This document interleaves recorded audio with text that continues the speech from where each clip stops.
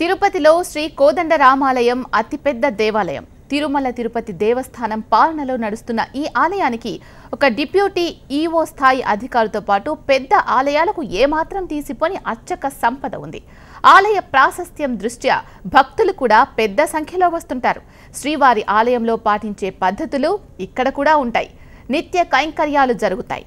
పూజా కైంకర్యాలకు వినియోగించే ప్రసాదాలను తయారు చేసే పోటుకు సరఫరా చేసే నీటిని చూస్తే మాత్రం ఒళ్ళు గగురు పొడుస్తుంది.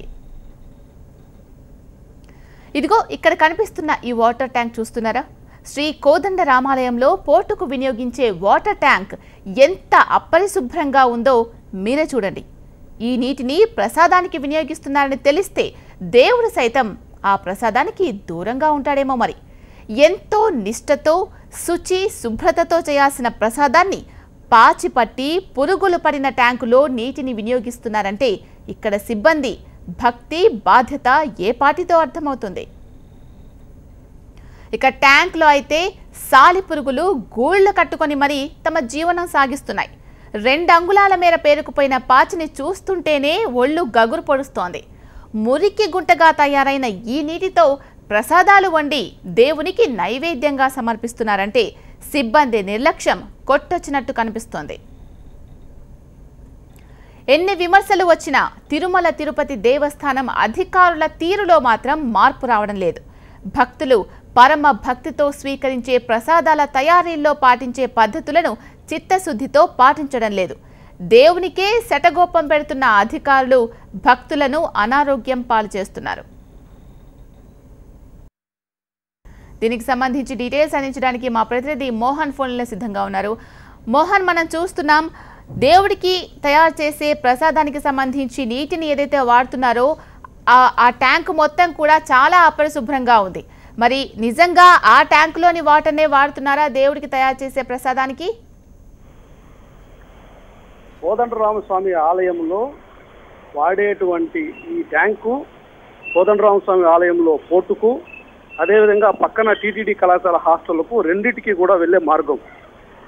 ఇప్పుడు రామచంద్ర పుష్కరిణి సమీపంలో ఉన్నటువంటి బావిలో నీటిని తోడుకొని వాటిని ట్యాంక్ ద్వారా అటు పోర్టుకు అటు హాస్టల్కు సప్లై చేసే విధంగా దాన్ని ఏర్పాటు చేయడం జరిగింది. చాలా కాలంగా దాన్ని వినియోగిస్తున్నారు. అయితే ఈ మధ్య కాలంలో ఒక బోరు వేసుకున్నామని, దానికి సంబంధించి కొన్ని నీళ్లు ఉన్నాయని, దాన్ని వాడుకుంటున్నామని హెచ్ఎంటీవీ అక్కడికి వెళ్లి విజువల్స్ తీసినటువంటి విషయాన్ని గమనించినటువంటి సిబ్బంది దాని నుంచి ఎట్లా బయటపడాలని హెచ్ఎంటీవీ సిబ్బంది ముందే మాట్లాడుకోవడం గమనార్హం. దానికి సంబంధించి తప్పించుకునే క్రమంలో వేరే బోర్డును వాడుతున్నామని చెప్తున్నప్పటికీ చాలా స్పష్టంగా మన విజువల్స్ లో ఉన్నాయి. అక్కడ నుంచి పోర్టు దాకా ఉన్నటువంటి కనెక్షన్ తో సహా మనం వేయడం జరిగింది. ఆ కనెక్షన్ పోర్టు దాకా ఉంది. ఆ పోర్టులో వినియోగించే నీటిని ఏ రకంగా ఉన్నాయో మనం చూపించడం జరిగింది.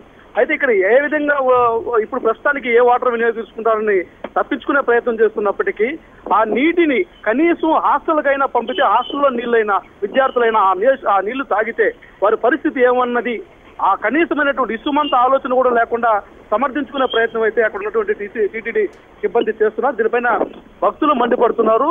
స్థానికంగా ఉన్నటువంటి దేవాలయాల పరిరక్షణ కమిటీ లాంటి వాళ్ళందరూ కూడా ఆందోళన వ్యక్తం చేస్తున్నారు, ఆవేదన వ్యక్తం చేస్తున్నారు, ఆగ్రహం వ్యక్తం చేస్తున్నారు.